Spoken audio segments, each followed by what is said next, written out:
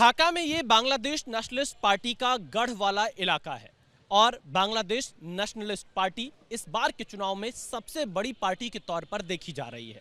इस वक्त इसकी कमान तारिक रहमान के पास है, जो कि खालिदा जिया के बेटे हैं।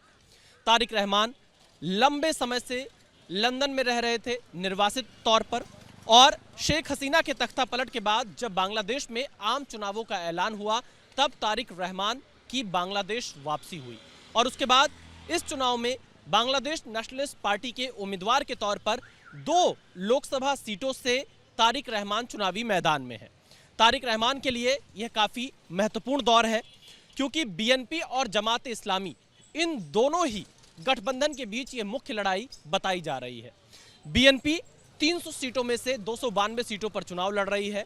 2 अन्य राजनीतिक दलों के साथ उसका गठबंधन है। इसके साथ ही साथ ये कहा जा सकता है कि बीएनपी और अवामी लीग यही 2 बांग्लादेश की सबसे पुरानी पार्टियों में से एक है, जो कि सत्ता में और विपक्ष में आती जाती रही हैं। आपको बता दें, साल 1971 में जब बांग्लादेश एक नया देश बना पाकिस्तान से अलग होकर, तब शेख हसीना के पिता मुजीबुर रहमान बांग्लादेश के राष्ट्रपति बने, लेकिन 1975 में उनकी हत्या हो गई, जिसके बाद यहाँ पर हालात बिगड़े और 1977 में मेजर जनरल जियाउर रहमान ने अपनी राजनीतिक पार्टी की घोषणा कर दी और बीएनपी की स्थापना हुई। वो भी राष्ट्रपति बने मेजर जनरल जियाउर रहमान, और धीरे धीरे करके यहाँ पर उतार चढ़ाव सियासत में देखने को मिला। खास बात यह है कि इस दौरान बांग्लादेश ने मिलिट्री शासन भी देखा और इस मिलिट्री शासन के दौरान काफ़ी कुछ बीएनपी और अवामी लीग के साथ घटित होता रहा। एक वक्त ऐसा भी आया 1980 के दशक में, जब शेख हसीना और खालिदा जिया ने हाथ मिलाया, और ये दोस्ती इसलिए हुई थी ताकि जो मिलिट्री शासन है उसको यहाँ से हटाया जा सके। और इस दोस्ती के कारण ही साल 1991 में चुनाव हुए बांग्लादेश में। खालिदा जिया 1991 में बांग्लादेश की प्रधानमंत्री बनती है। पहली बार बांग्लादेश को एक महिला प्रधानमंत्री मिला और यहीं से खालिदा जिया और शेख हसीना के रिश्तों में दरार पैदा हो गई। 5 साल बाद साल 1996 में शेख हसीना ने बांग्लादेश में सरकार बना ली, वो बांग्लादेश की प्रधानमंत्री बन गई।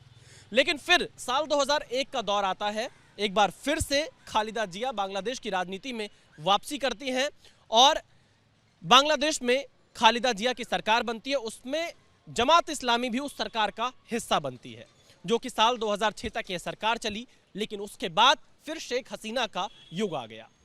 साल 2014 के चुनाव में लगातार धांधली के आरोप बीएनपी की तरफ से लगाए गए। साल 2024 के चुनाव में बीएनपी ने हिस्सा नहीं लिया और उन चुनावों को अवैध बताया, और इन सब के बाद खालिदा जिया 2024 में जब शेख हसीना का तख्ता पलट हो गया, वो बाहर आई, अस्पताल में भर्ती हुई और इसी चुनावों के दौरान उनका निधन हो गया।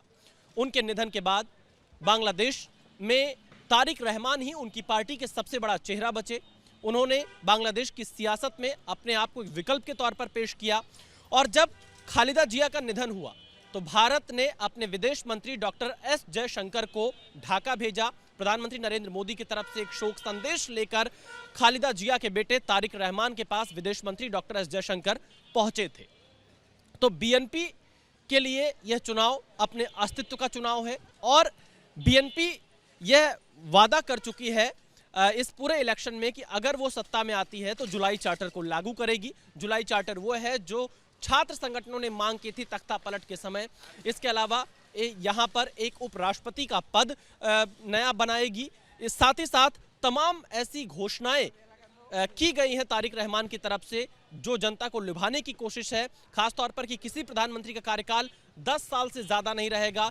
अगस्त और जुलाई 2024 में जो हिंसा हुई थी, जिन लोगों की मौत हुई थी, उसकी जांच के लिए एक आयोग का गठन होगा। ऐसे तमाम वादे बीएनपी ने किए हुए हैं। तो देखना यह है कि बांग्लादेश नेशनलिस्ट पार्टी, जिसके चेहरा तारिक रहमान है, क्या वो 12 फरवरी के चुनावों में विजय हासिल कर पाएंगे या नहीं।